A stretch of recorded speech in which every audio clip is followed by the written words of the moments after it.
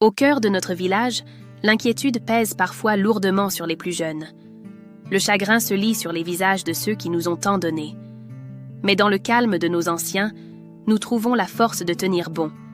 Car c'est ensemble, unis par le soutien, que nous surmontons les épreuves. L'espoir renaît toujours, éclairant le chemin vers un nouvel horizon. Dans le silence pesant de notre petite case, le souffle de mon fils s'épuise. « Maman, j'ai si froid !» murmure-t-il d'une voix presque inaudible. Ses yeux, autrefois pleins de vie, ne sont plus que des reflets de douleur. Je reste là, impuissante, à essayer d'essuyer sa détresse. Je cours dehors, le cœur battant contre ma poitrine. Je frappe aux portes, j'implore une main tendue, un remède, un simple espoir. Mais les visages se détournent. « Va-t'en !» me disent leurs regards, comme si ma peine était une maladie contagieuse qu'ils craignaient d'attraper.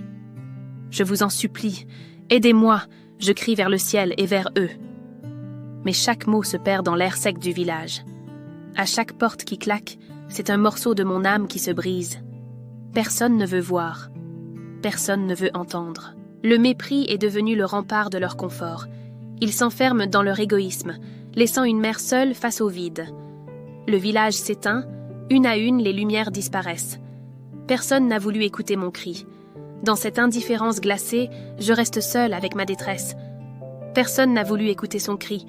Sous une lune voilée de deuil, le silence du village fut brisé par un cri déchirant. Cette nuit-là, elle ne perdit pas seulement son fils unique, elle perdit toute foi en l'humanité. Personne n'avait répondu à ses appels. Personne n'avait ouvert sa porte pour les aider dans leur agonie. Alors, la douleur se mua en une colère noire, aussi vaste et insondable que l'océan. Face au ciel électrique, elle leva ses mains pour invoquer une justice que les hommes lui avaient refusée.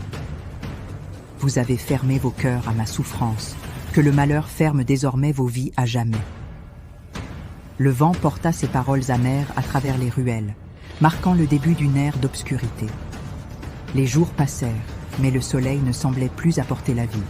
La terre commença à se tarir. L'inquiétude gagna chaque foyer.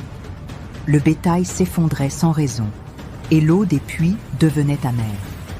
Un jeune garçon observait les ombres grandir, sentant que quelque chose de terrible s'était réveillé. Le doyen comprit trop tard que le prix de leur indifférence serait la ruine de leur lignée. Car là où la compassion meurt, la malédiction s'installe pour ne plus jamais repartir. Le village semblait étouffé sous une chape de plomb. Menés par leur chef, les villageois marchaient en silence, le cœur lourd. Ils cherchaient celle qu'ils avaient trop longtemps ignorée, mais il était peut-être déjà trop tard pour racheter leur indifférence passée. Ils la trouvèrent enfin, assise seule dans sa humble demeure. Elle dégageait une sérénité brisée par une tristesse infinie et profonde. Le chef s'inclina humblement. « Pardonne-nous pour notre silence quand tu avais besoin de nous. » Ses yeux brillaient de remords sincères. La vieille femme répondit d'une voix tremblante. « Mon fils, lui, ne reviendra pas. » Son regard se posa sur l'enfant inerte. Un long silence pesait. Puis, elle murmura « Je vous pardonne. Mais vous n'oublierez jamais le prix terrible de votre oubli. » La malédiction s'estompa peu à peu du village, mais les cœurs restèrent marqués. Ce village a appris une dure leçon par la douleur.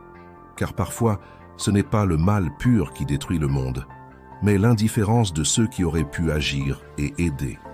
Aider son prochain est un petit geste, mais ne rien faire peut tout anéantir. Ne restez plus jamais de simples spectateurs.